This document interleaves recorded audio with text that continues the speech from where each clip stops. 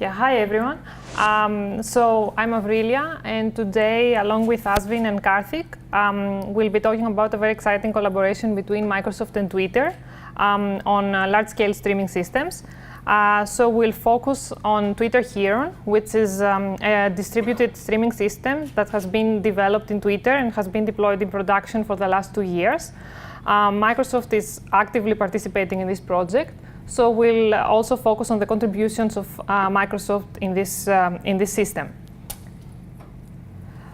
So the outline of the talk is the following. I will first start with an overview of why streaming is important and why Microsoft is interested in streaming.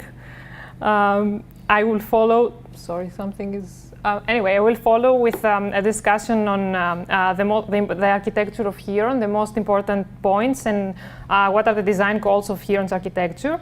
Then Ashvin and I will talk about two important modules of the system, namely the resource manager and the scheduler. Microsoft is actively contributing in these two modules. Then Karthik will present an experimental evaluation of Heron and how it compares with other open source streaming engines, like Storm, to highlight the efficiency of the system. And finally, we will conclude the talk.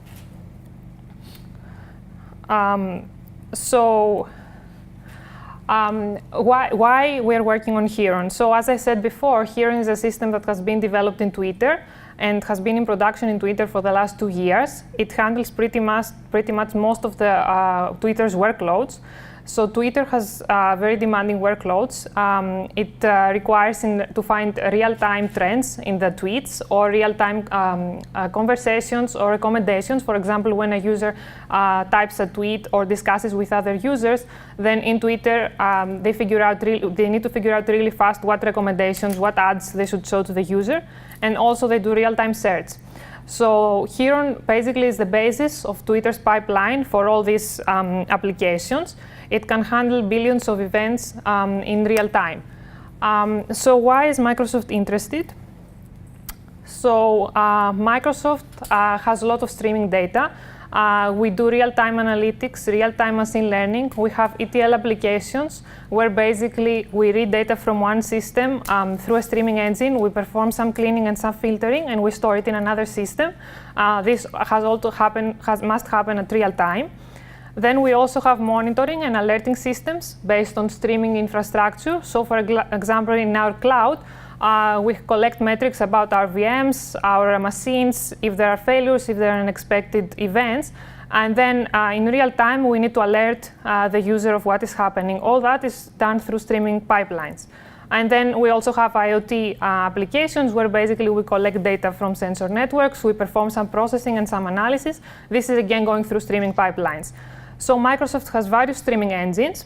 But when we look into open source, we see Heron as one of the most promising ones for various features that we will discuss later in the talk. So for this reason, Microsoft is actively participating in the open source project and contributes several modules.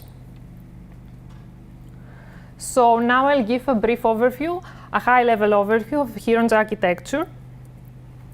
So Heron has been designed with the goal of being an extensible streaming engine. What that means? When Heron was open sourced, we wanted to have higher adoption. So that means that we need to integrate with various big data platforms. So for example, in Twitter, Heron operates on top of the Mesos scheduler.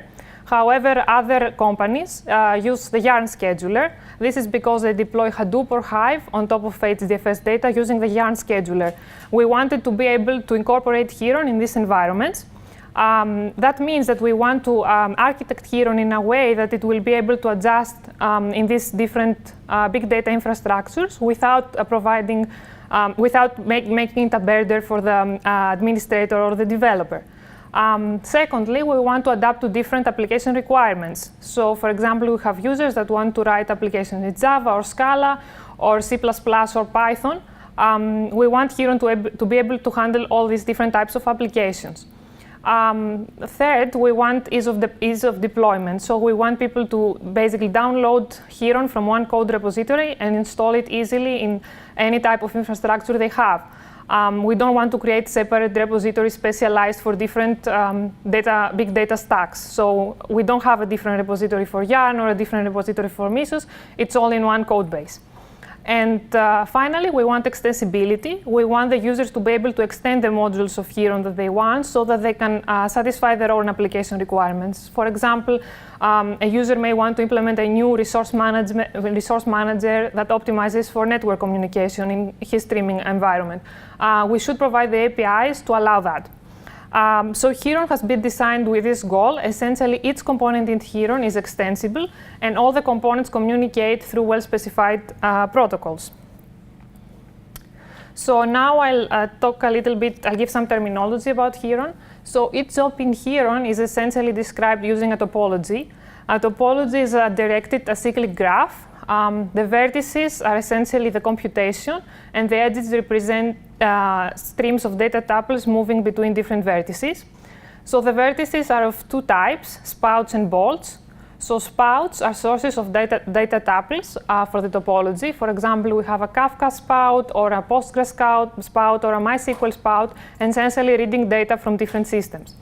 And the bolts are essentially they represent the computation that the user wants on the particular data tuples. So bolts can perform filtering, aggregation, join, or any other user-defined function. And users can write bolt and spouts in different languages. They can write in Java, in C++, in Python. So we're pretty flexible on that. So this is an example Heron topology. As you can see here, we have 2 different types of spouts and 5 different types of bolt, and they're connected to each other with different communication patterns. So essentially, when the user writes a Heron topology, he has to specify the functionality of each spout and bolt and how these are connected, and we can support any type of directed acyclic graph.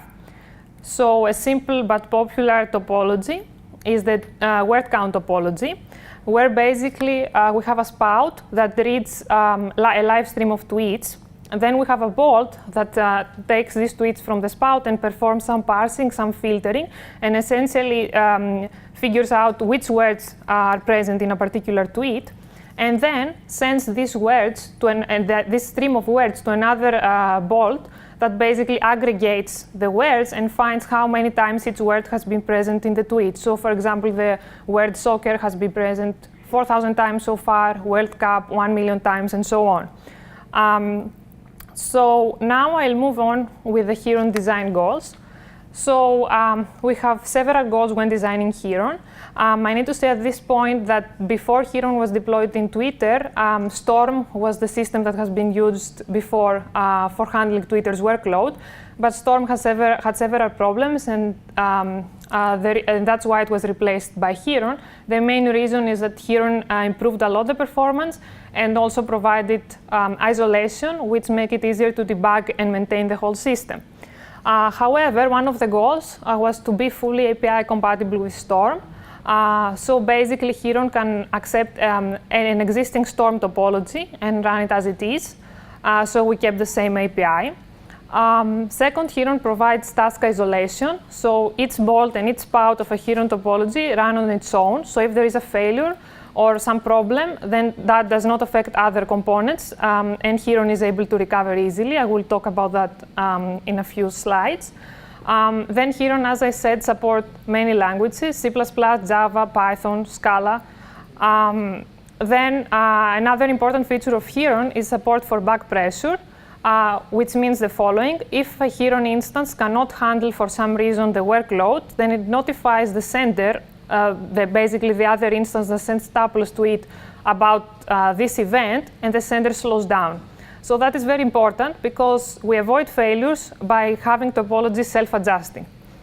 Heron also supports batching of tuples, so and the batch size is also a parameter configured by the user, which means that if a user wants to improve his latency, he can create small batches. If he wants to optimize for throughput, he can create bigger batches. So this is pretty configurable to handle different types of applications.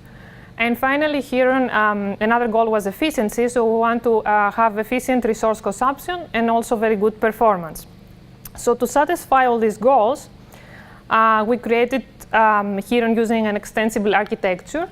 As you see here, the main component of the system is basic inter and intra-process communication. That's essentially the kernel of the system. Every other module of the system is an extensible component. So here in blue, you can see the different modules. So we have the scheduler, the topology master, the stream manager, Heron Instance, metrics manager, resource manager, and state manager. So all these modules communicate with each other with well-specified protocols, but they're pretty extensible. So for example, as Ashvin will talk about, the scheduler can operate on top of a Mesos scheduling framework or on top of a Yarn scheduling framework, or the resource manager can implement different resource policies for a topology. So these are all very extensible. We're also working on making more extensible other components of the system. So an overview about how Heron works. So when a user submits a topology, there's a scheduler who basically coordinates how many resources should be assigned to that topology, and it's responsible for fetching these resources from an underlying scheduling framework like Mesos, Yarn, and so on. And then basically determines in which machines this topology should be executed and schedule these topologies. So basically, that's the very high-level overview of the system. If we look in more detail into a particular topology, we'll see that each topology consists of a topology master, a single topology master, which essentially tracks the topology through its lifetime. By the time it gets submitted until the time it gets killed, the topology master tracks the state of the topology. There's a state manager, which in this case is a zookeeper cluster. It could be something else as well. This is also an extensible module that basically keeps the state of the plan of the topology, meaning which instances are up, in which machines they are running. All this is stored in the zookeeper cluster. And what is the execution state of the topology? Is it running? Is it active? Is it deactivated? And so on. And then the core processing is done in containers. Each topology consists of a number of containers. And within each container, we have a set of Heron instances. Here you can see them I1, I2, I3, I4, that essentially represent user code written for bolts and spouts. So here we have 4 instances, and each of them has a parallelism of 2. Then each container contains a stream manager, which is a crucial component. It is responsible for handling communication across the instances within one container, but also across containers. It's essentially the module that routes the tuples across the topology. And then each container also has a metrics manager that collects metrics about the instances in the topology, for example, latency metrics, throughput metrics, number of failures, and so on, and reports these metrics to the topology master. And then it could also report to other systems like Graphite and other monitoring tools. So Heron has fault tolerance. So what happens when an instance fails? When an instance fails in a container, then there is a process called the executor that basically restarts that instance. What happens when a container fails? When a container fails, then the scheduler, Yarn or Mesos, is responsible for restarting this container and restarting the processes within this container. And when that happens, the stream manager of the container contacts the topology master, says, I'm here. And then the topology master creates a new plan for the topology, taking into account the new stream manager. It populates that plan in the zookeeper cluster, where every container picks that plan and adjusts, basically takes into account the new container to do the routing of tuples. And when the topology master dies, then again the scheduling framework can restart this container and this process. So that's the high-level overview for fault tolerance. So as I said before, the topology master is responsible for monitoring the state of the containers. It's responsible for getting metrics and routing them to different components of the system. And it also assigns roles, which means essentially that there could be different groups in a company, one group focusing on security, another group focusing on another application. They have different roles, and we can distinguish topologies and metrics based on a particular role. Maybe Karthik knows more about that. The role-based security is essentially a grouping and all the ways. For example, this group launched this topology so that all the members of the group can manage the topology with a subject to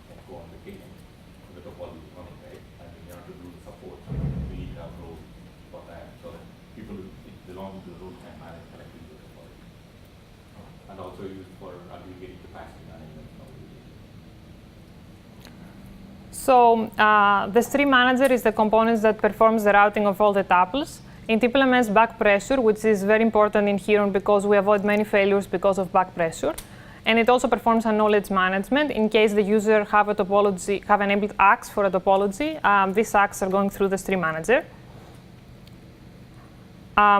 This is an example. So here we have 4 containers for a topology, each one managing a specific set of instances. And in each container, there's a stream manager. You see that the instances do not communicate directly with each other. Essentially, the stream manager in each container contacts stream managers on the other container and handles all the communication. So this is really important because we can isolate the communication problems from the instance problems. So it's very easy to debug and figure out what is a potential problem in the system. And then the Heron instance, as I said before, it's essentially the user code. It runs only one task, either a spout or a bolt. So each one runs on its own JVM. There's full isolation there, which facilitates better maintenance of the system. Then the instances expose both a Storm and Heron API, so you can take your existing Storm topology and run on Heron.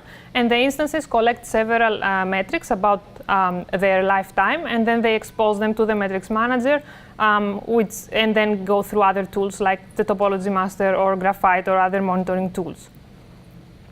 So now I'll talk a little bit about one important Heron module that Microsoft is actually actively contributing to. And then Ashvin will talk about another one. So I'll start with the resource manager. The resource manager is a very important component.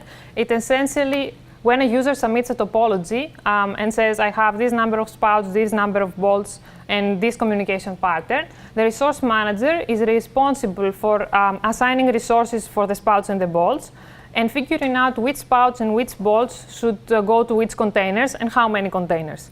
So when this packing plan, this is called packing plan, when this is generated, it is provided to the scheduler, and then the scheduler fetches these resources from a scheduling framework like Yarn or Mesos. So here you can see again a topology with 4 containers. We have 1 spout and 3 bolts. And as you see, the parallelism of the spout and 2 of the bolts is 4, and the parallelism for 1 of the bolt is 3. So the user is able to specify how many instances of each spout and bolt she wants.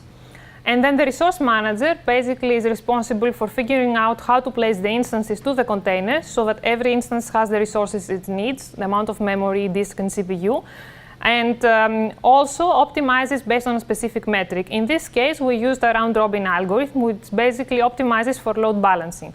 However, this module is very extensible. We could have used another algorithm. We have one based on bin packing, which basically tries to assign the instances in a way that minimizes the number of containers used. There could be other algorithms, for example, based on graph partitioning to minimize the network communication among instances and so on. So the most important thing is that this component is very extensible, and the users are able through implementing very basic APIs, are able to optimize their particular application. So another important aspect of the resource manager is that it handles resource scaling. So when a topology is running, the user, Heron basically supports scaling of the topologies, either scaling up or scaling down. So the user can actually say, I want to remove an instance of bolt 2, and I want to add an instance of spout 1 and an instance of bolt 3. So we don't have any disruption in the topology as this happens. The resource manager is responsible for allocating the new instances to containers, either existing ones or by creating new containers.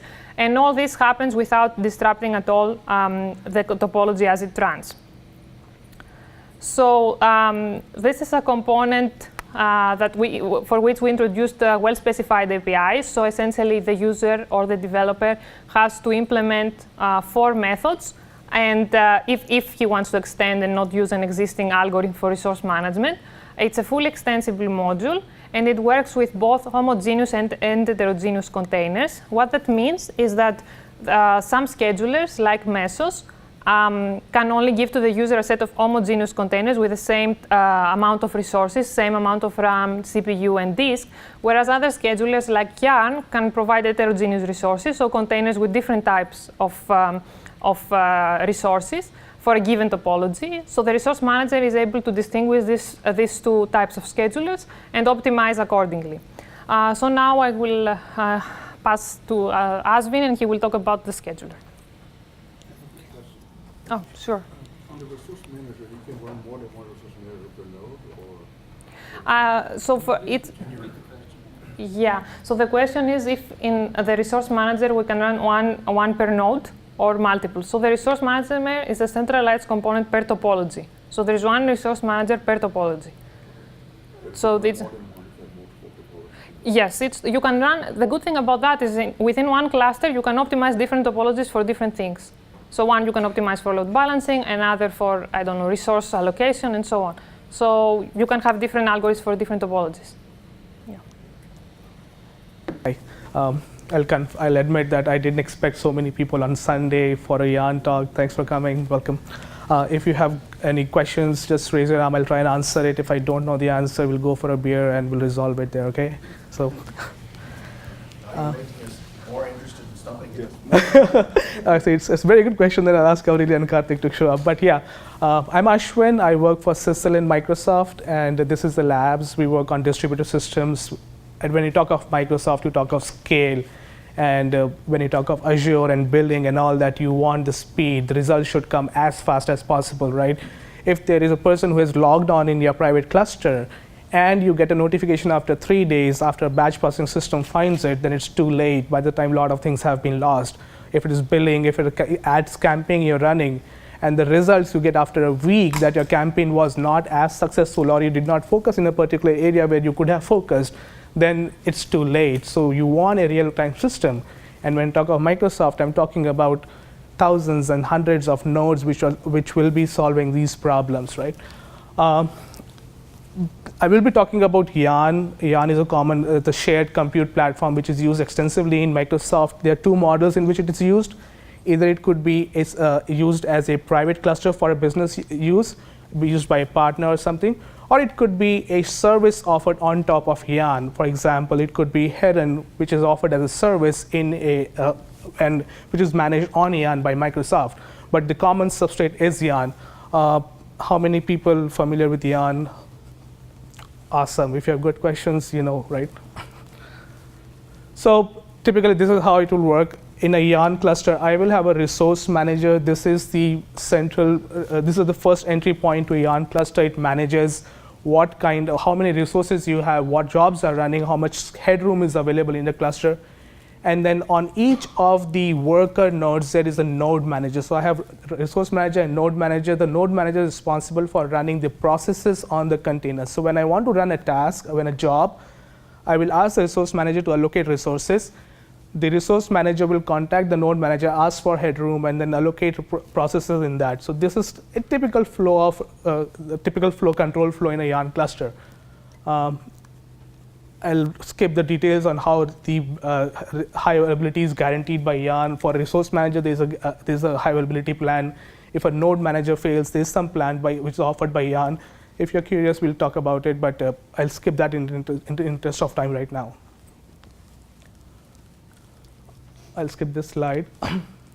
So as I said, like in Microsoft, we have a shared compute platform which is Yarn based, right? And assume that there's a Yarn manager and there are a couple of node managers. And I have some applications which are already running on my cluster. So why this is important is that it is no more efficient to have a private cluster per service in your data center. It is not efficient, it is expensive, it is very hard to manage, it is vulnerable. So I'm talking about shared resources all the time. And hence what I'm saying is that I have a Yarn cluster I'm trying to run, which is running some jobs, and I will add Heron on top of that. When I'm talking about 10,000 nodes, the installation has to be simple, right? Do you want to go to each of these nodes and install binaries? No. So when you talk of the Heron deployment, it's very simple. The installation is actually preparing 2 nodes. So there is a tracker using which the user can see which topologies, which workflows the user is running are available right now, what resources they are using. And there's a client, which is the actual entry point from where you authorize yourself for security reasons, and then for quota management, that how much resources are available to you as a user to use on the Yarn cluster. and that installation happens on one node. So there are only 2 nodes on which the admin will deploy Heron binaries, and after that, the Heron integration on Yarn will take over, and it will be pretty simpler from there. So Avrillia talked about different components of a topology on Heron, and what happens when a user says, I want to submit a topology, I want to submit a business workflow. So at that time, the Heron client will request the resource manager for a new job. The resource manager will find resources in the cluster wherever available, and then it will start the job there. So what happens in a Yarn system is that there is, for the cluster, there is resource manager, which is the admin of the cluster. And for each application running inside that cluster, there is a AM, Application Master, which is responsible for managing the application's lifecycle. So I can have tens of thousands of applications running on Yarn, and that is how Yarn scales to tens of thousands of nodes. Because if the resource manager, Yarn resource manager, was managing each of these applications, like in Hadoop, like in MapReduce 1, it wouldn't scale, right? So when the application, the topology is submitted, it starts an application manager. The application manager, in addition to Yarn work, it will also manage the Topology Master, which is the Heron Topology Master. And it will also run a scheduler, which is one of the resource components which Avrillia talked about earlier. Subsequently, this AM will talk to the resource manager and get the containers allocated. In an event that this topology, there are one important aspect here. The containers requested by the Topology Master could be of the same size, or they could be a different size. What I've learned that if you use Aurora cluster and all that, the containers have to be of the same size, which means if the largest container is 10 gig, and I have 10 other containers which are 1 gig only, but I will end up overutilizing my cluster in that case. But in Yarn, you can have heterogeneous allocation of resources.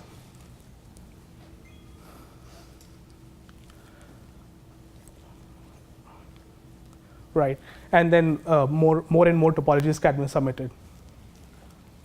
What did we do for Yarn integration? So there's a couple of options. I could have used the native Yarn APIs, wherein I have to write the AM communicator, the node manager communicator, the clients and all that. I have to handle failures, a lot of other options, which is the first implementation of Yarn, which if you have written a Yarn application, it's too complex, too hard, and it's most vulnerable. So there are 2 solutions available in open source, which are abstractions on top of Yarn API. One is called Slider, and the other is Apache REEF. Both are open source, and they simplify the way you manage the applications on Yarn. We explored all the 3 options, and then we decided to use Apache REEF. So why did we use Apache REEF? One example is that suppose I'm writing a very simple application on Yarn. I will have to write 1,000 lines of code to get the application working. If I'm using Apache REEF, then I will only have to write 100 lines of code in Java to get it running. And why is this so? Because the REEF infrastructure, which is like anything in the blue color here, that takes care of the protocol implementing the code which you don't care about. All the business logic is what the user has to implement, and that will take care of the application's business flow. And what happens when you talk to the resource manager, that is all taken care by the REEF infrastructure there. The point I wanted to emphasize here is that when you talk of shared compute platforms, you talk of the advantages and all that, but existing applications don't work as is on a shared compute platform. There's something has to be done, and it is, as of now, I think it's not easy, and that is where you talk of all these additional frameworks for interacting with the shared compute platform. Okay, so just for talking to Yarn, do I have to learn another platform, another framework? Looks like an overkill, right? But no, there are other benefits of using Apache REEF. What we found is that dependency injection, which is very, very common in Java world these days, that problem has been solved. It is integrated into the framework. So if you use the REEF framework, you get dependency injection, configuration management, static checks, and all that. Because when you deploy the topology at runtime, you don't want to see the failures. You want to detect them as soon as possible in the testing phase and unit testing phase, and that is what Tang offers. Then there's that is what REEF also brings in Wake, which is for event-based programming to reduce your memory footprint, to reduce the latencies, the number of threads you are creating. group communication, all this thing. And for people who are into machine learning, you know the importance of running, the importance of memory state which you have created in your container, right? You get a container, you get a host where you have built some state, and you want to run your subsequent iteration of the same node so that you can reuse the memory, right? And that is where the first R in REEF comes from. It is the retainable part of it. So when you acquire a resource from the resource manager, you retain it. You can reuse the memory. You can reuse the state which you have built in there. So REEF brings in a lot of benefits. If you're writing a Yarn application, I would definitely say that you give it a try. I'm not a Storm expert. I wanted to do some experiments, Heron comparisons with REEF, and I tried a couple of things. I was not able to get Storm working on Yarn. Then it was Sunday. I thought, let me give it a REEF a try. In half a day, I was ready to run all the experiments, Storm with hundreds of containers. I was able to get it running on Yarn on my shared clusters, all security, user authentication, authorization taken care of. So awesome framework, right? In addition to Heron, obviously.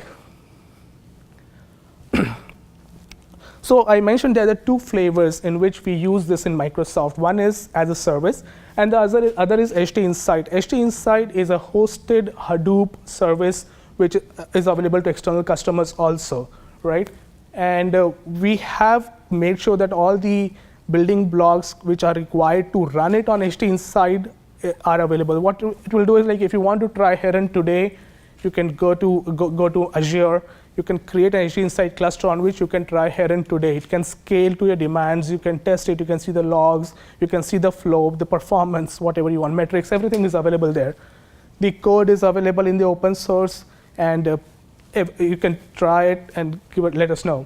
It's elastic, as I said. And in addition to that, only Heron you need other components also to complete your business workflow. You need a Kafka event queue. You need something for persisting the processed data, which could be HBase, it could be other stores. So data lake, event hub, Kafka, all these components are available in HDinsight. You plug in, you can pick your tiles, you can create a solution and deploy it in HDinsight very fast. That solves it. So we use this extensively for testing Storm and Heron both for our test cases.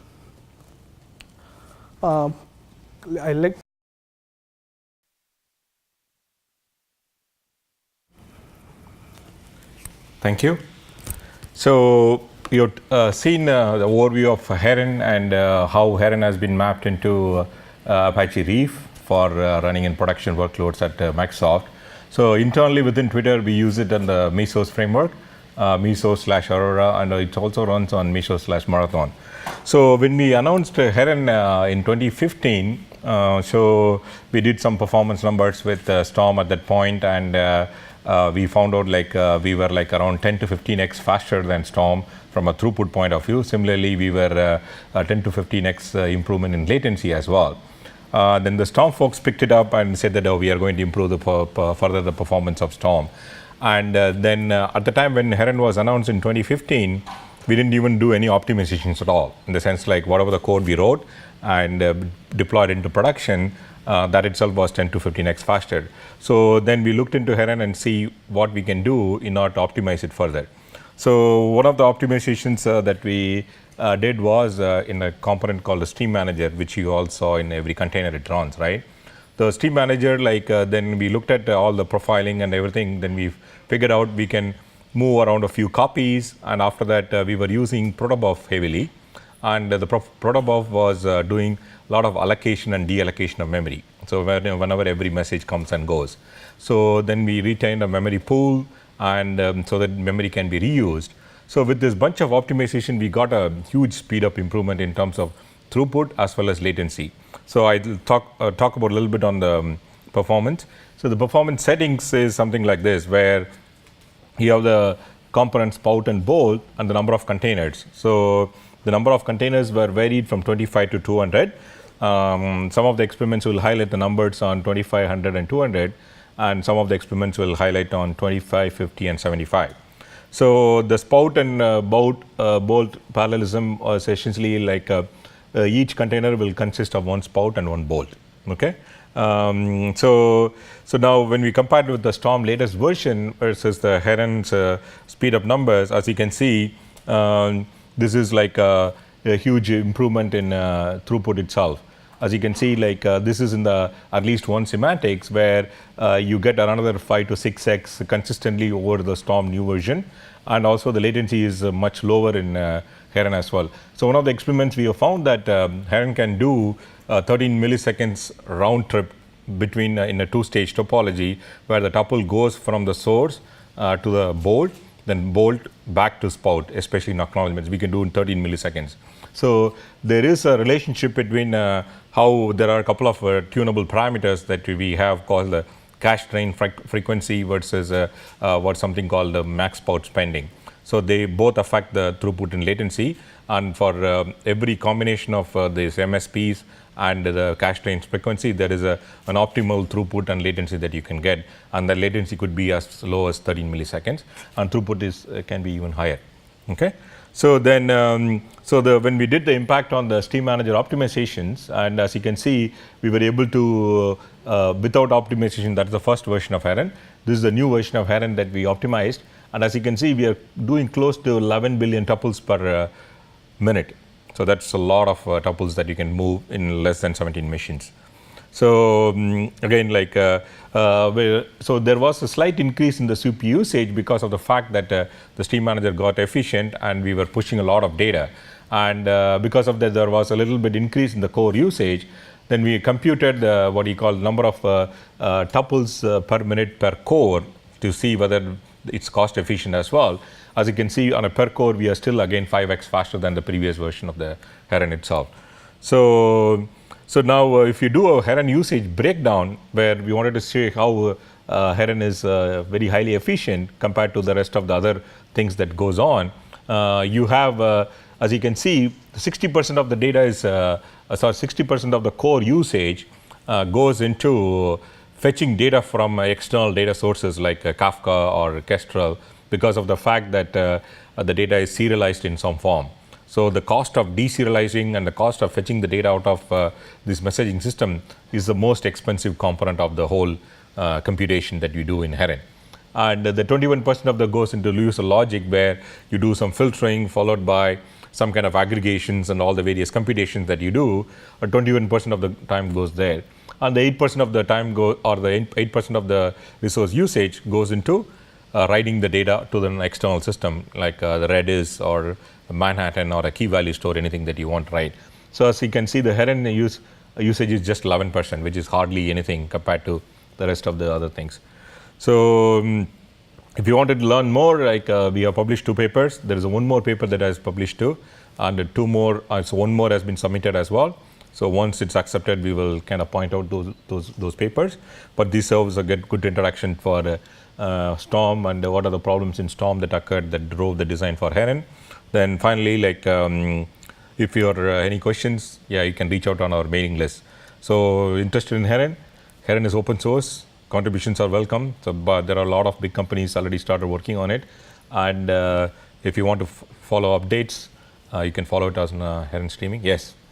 Would you use it to deposit your paycheck once and only once? You want exactly once? Yes. So exactly once is on its. Huh? Just repeat the question. Okay. So will you be interested in using this for applications where the checks could be deposited, right? Mm-hmm. So in a streaming world, exactly once getting it right is extremely hard, or even probably like there will be always some amount of inaccuracy. It will be there always because of the way the nature of the beast itself. Because if you look at, I have one thesis. If somebody wants to prove it, you can prove it. But this is a hypothesis that we have observed over a period of time running the streaming. Volume, how close to real time you want, and accuracy. So out of the 3, you can get 2. Probably not 3, similar to cap theorem in some ways. But it just intuitively sounds interesting, but unless we can prove it, right? But the thing is like, so because of that, even if you try to do exactly one system, there are scenarios, for example, in the case of streaming joins and much more late arrival than what you can handle. So getting exactly once is extremely hard, or it might not be even possible to do that. So we are working on some kind of a state mapping. Where if you look at Storm had this notion of a Trident. How many of you know Trident? So it used to do exactly once, and it had a lot of issues at production. So that's why we had to kind of decommission it.